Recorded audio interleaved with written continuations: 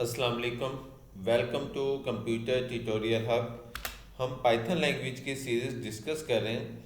आज के लेक्चर में जो हम टॉपिक डिस्कस करेंगे उसका नाम है multiplication table program using for loop. For loop को यूज़ करते हुए आप टेबल का प्रोग्राम कैसे बना सकते हैं, यानी अगर आपने 2 का 3 का 7 का 5 का किसी भी इंटीजर वैल्यूज़ का अगर आपने टेबल लिखना हो तो उसको कैसे लिखा जाएगा फॉर लूप को यूज़ करते हुए। तो आइए प्रैक्टिकली हम करके दिखाते हैं, आपको बताते हैं। तो इसके लिए हम जो सॉफ्टवेयर इस्तेमाल कर रहे हैं पाइचार्म का सॉफ्टवेयर है।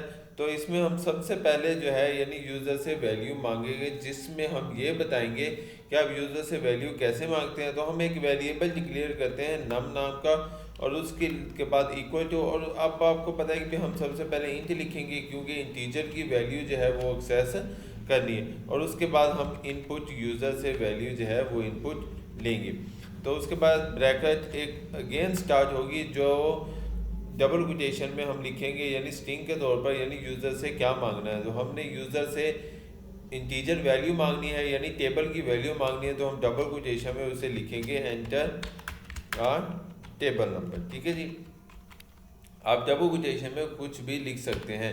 और उसके बाद जब आप टेबल नंबर वैल्यूज़ दे दोगे तो उसके बाद हम यहाँ पर एक फॉर लूप लगाएंगे जिसमें हम ये बताएंगे कि यानी प्रोग्राम जो है वो कहाँ से शुरू करना है। यानी टेबल आमतौर पर 1 से शुरू होता है और 10 तक जो है वो लिखा जाता है। मिसाल के तौर पर 2 1 2, 2 2 4, इसी तरीके। तो अब हम लूप लगाएंगे जिसमें ये बताएगा कि यानी हमने कहाँ से शुरू होकर कहाँ तक जाना है।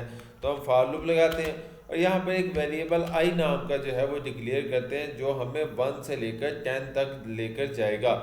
तो अब हम एक इन लिखते हैं और उसके बाद रेंज, यानी रेंज के अंदर हम ये बताएंगे यानी कहाँ से शुरू होकर कहाँ तक जाना है।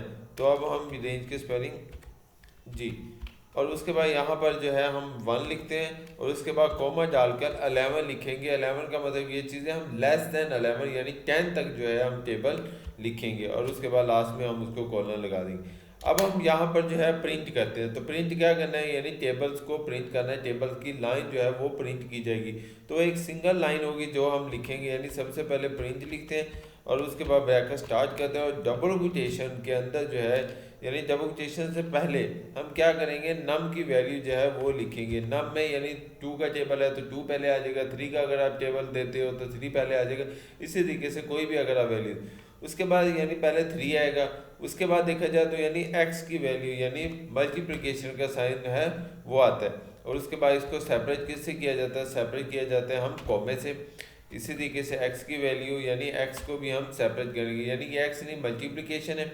उसके बाद जो है हम यानी इंटीजर यानी जो वैल्यू यानी i से शुरू होकर 10 तक जाना है ना, तो i की वैल्यू पहले 1 होगी, 2 होगी, 3 होगी। तो अब हम यहाँ पर क्या लिखेंगे, i लिखेंगे। फिर इसको भी सेपरेट करेंगे कॉमे के साथ, और उसके बाद डबल कोटेशन के अंदर हम इक्वल टू लिखेंगे, क्योंकि 2 1 2 लिखेंगे तो 2 आएगा पहले, फिर मल्टीप्लिकेशन आएगा, फिर वैल्यूज़ आएगी यानी 1 आएगा, फिर इक्वल टू, और लास्ट में जो है यानी हम यानी दोनों वैल्यूज़ का जो मल्टीप्लिकेशन होगा वो आएगा। तो मल्टीप्लिकेशन यानी नम मल्टीप्लिकेशन आई।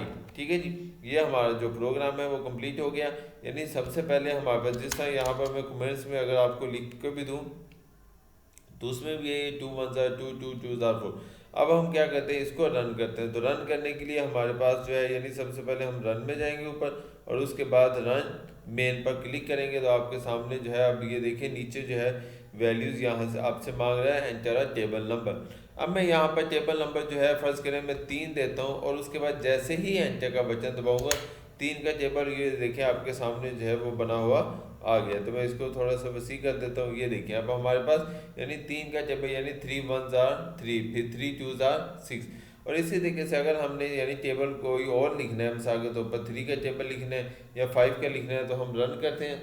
तो आपसे यूज़र से अगेन वैल्यू जो है वो मांग रहा है। तो आप फर्ज करें हम 9 का टेबल लिखते हैं, तो लाइन का एंटर बटन दबाने की देर है। तो ये देखिए आपके सामने 9 का टेबल जो है वो आपके सामने स्क्रीन पर आ गया। तो इस तरह जो है यानी सिंपल बड़ा आसान मेथड से जो है हम टेबल का प्रोग्राम जो है वो बना सकते हैं। तो उम्मीद है आपको आज का लेक्चर समझ आया होगा।